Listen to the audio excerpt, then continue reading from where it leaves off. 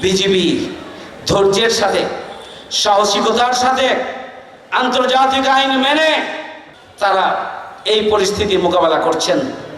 ভারতের মানুষগুলো এদেশের সীমান্ত পার হয়ে মাদক এবং চোরাচালানি অস্ত্র সেগুলো নিয়ে এদেশে ঢুকছে। বিজিবি ধৈর্যের সাথে, সাহসিকতার সাথে, আন্তর্জাতিক আইন মেনে তারা এই পরিস্থিতি মোকাবেলা করছেন। কই, তারা তো প্রতিদিনই সীমান্তে কোনো হত্যাকাণ্ড সংঘটিত করছেন না? তাদের হাতে কি অস্ত্র নেই? কি আমাদের বিজিবি বাহিনীর হাতে অস্ত্র আছে?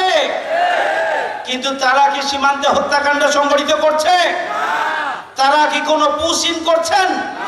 না। তাহলে কেন এই আগ্রাসন?